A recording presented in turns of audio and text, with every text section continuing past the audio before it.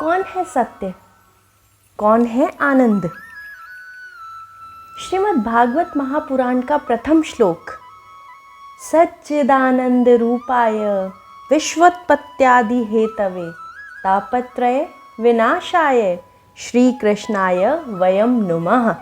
सच्चिदानंद रूपाय, सत चित आनंद, सच्चिदानंद अर्थात सत्य। कौन हुआ सत्य? हम और आप। क्या सत्य हैं? नहीं।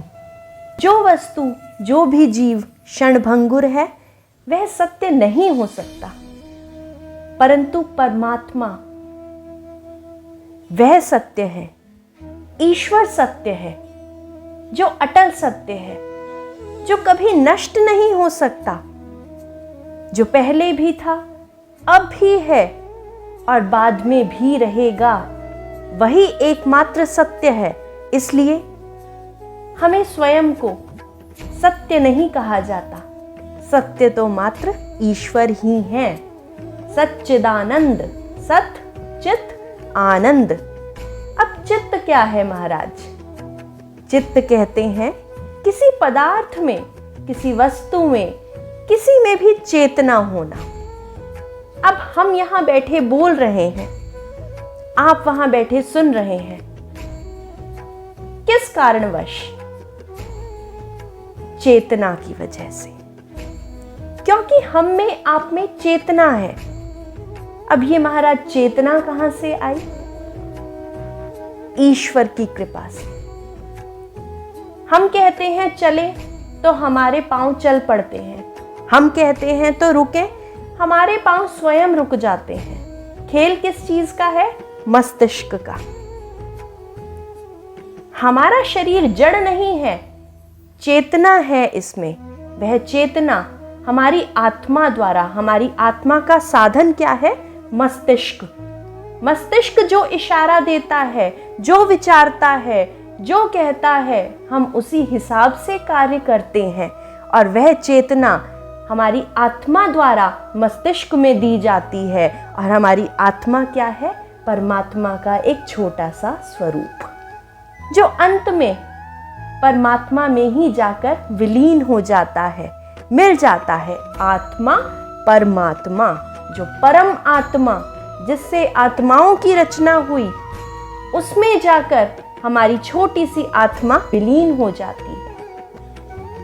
जब यह ईश्वर का स्वरूप हमारे अंदर जो आत्मा रूप में बैठा हुआ है हमारे शरीर से बाहर निकल जाता है, तो यह शरीर जड़ हो जाता है। इसे जाकर जला दिया जाता है, दबा दिया जाता है, बहा दिया जाता है।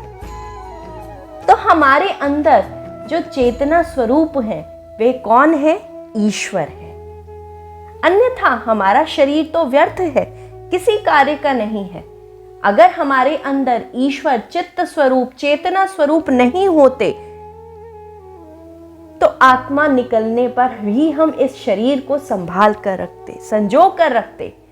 महाराज, आधा दिन भी किसी की मृत्यु के पश्चात इस देह को नहीं रखा जाता, इस शरीर को नहीं रखा जाता। ले जाकर स्वयं अपने ही जला देते हैं इसे, क्योंकि इसमें से ईश्वर चेतना स्वरूप जो विराजित होते हैं वे स्वयं निकल जाते हैं। जब यह शरीर जर्जर हो जाता है, आत्मा का बाहरी स्वरूप है, आवरण है यह शरीर। अब बारी आती है आनंद की। हम और आप क्या समझते हैं? महाराज, शॉपिंग कर ली, कुछ खा लिया, पी लिया, चाट पकौड़ी खरीद ली, घर पर पका ली, कहीं से ले आए, कहीं घूमने चले गए, कुछ खरीद लिया, आनंद आ गया। क्या यह वास्तविक आनंद है? आनंद तो महाराज उसे कहते हैं जो एक बार आ गया फिर नहीं जाएगा, जो अटल होगा, उसे कहा जाता है आनंद। जो स्थायी है, जो बार बार बदलता नहीं है, उसे आनंद कहा जाता है। चाट पकौड़ी खा ली, कुछ सामान खरीद लाए, उसे हम आनंद नहीं कह सकते। वह तो हमारी रसनाएं हैं, हमारी लालसा है, जिसे हम तृप्त कर रहे हैं। और हमें क्षण भर का सुख प्राप्त हो रहा है उससे। हमारी इंद्रियों को सुख प्राप्त हो रहा है इन चीजों द्वारा, और उसे हम आनंद कह देते हैं। आनंद कभी भी इतना छोटा नहीं हो सकता। आनंद तो मात्र ईश्वर ही है। अच्छा, एक बात बताइए, जब परेशानी में होते हैं, कोई परिस्थिति ऐसी हो जाती है कि कुछ समझ में नहीं आ रहा, चलिए मानिए बीमार ही हो जाते हैं, डॉक्टर्स के पास जाते हैं, दवा खाते हैं, परंतु कुछ प्रभाव नहीं होता, वैसे के वैसे ही बीमार रहते हैं, फिर क्या करते हैं? बताइए, क्या करते हैं? क्या? हाँ बताइए। अच्छा, मंदिर में जाते हैं? हाँ। क्यों जाते हैं? ईश्वर से प्रार्थना करते हैं, उससे स्वयं के लिए आनंद मांगते हैं, सुख मांगते हैं। तो वह तो आनंद का भंडार हुआ। स्वयं आनंद हुआ या नहीं? अच्छा, जिसके पास जो चीज होगी, एक जूते वाले की दुकान से आप कपड़ा तो नहीं खरीदने जा सकते ना, एक कपड़े के व्यापारी से आप जूता नहीं खरीद सकते ना। जूते वाले के पास जूता ही मिलेगा, कपड़े वाले व्यापारी के पास कपड़ा ही प्राप्त होगा। उसी प्रकार आनंद कहाँ प्राप्त होगा? ईश्वर के नाम में, ईश्वर द्वारा, क्योंकि वे स्वयं ही आनंद स्वरूप हैं। सच्चिदानंद रूपाय। क्यों रूपाय कहा गया है? हम हर वस्तु को रूप द्वारा ही पहचानते हैं। सर्वप्रथम रूप ही देखा जाता है। अब यहां अगर आप आकर इस तरह बैठे हैं तो क्या प्रश्न किया जाएगा? आपके रूप को देखकर यह पूछा जाएगा, क्या बात है, तबीयत खराब है, इस तरह निढाल बैठे हैं? आपके रूप को देखकर ही तो आभास हुआ ना। उसी प्रकार एक छोटे से नन्हे से बीज से एक पौधा और फिर वृक्ष उत्पन्न होता है, तो क्या उस नन्हे से बीज को आप वृक्ष कह सकते हैं? अगर कोई उसे वृक्ष कहेगा तो उसका मजाक बनाया जाएगा, उसकी खिल्ली उड़ाई जाएगी कि अरे ना समझ है, एक छोटे से बीज को वृक्ष कह रहा है। परंतु वही छोटा सा बीज जब एक वृक्ष रूप ले लेगा, तब क्या उसे बीज कहने की गलती करोगे? नहीं।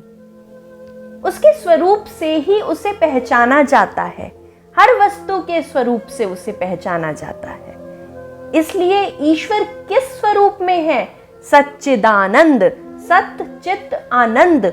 जो सत्य है, जो चित्त है और आनंद स्वरूप है, वही ईश्वर है। अन्यथा हम और आप तो क्षण भंगुर हैं। अभी बोल रहे हैं, अगले क्षण का नहीं पता कि बोल पाएंगे या नहीं बोल पाएंगे। अभी सुन रहे हैं, अगले क्षण का नहीं पता कि सुन पाएंगे या नहीं सुन पाएंगे। इसलिए हम और आप सत्य नहीं है।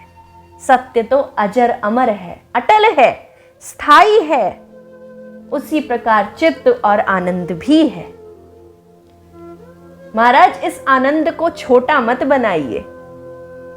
आनंद मात्र मेरे ईश्वर हैं, उसी के नाम में आनंद की प्राप्ति होती है, क्योंकि वे स्वयं आनंद हैं, आनंद स्वरूप हैं। सच्चिदानंद रूपाय।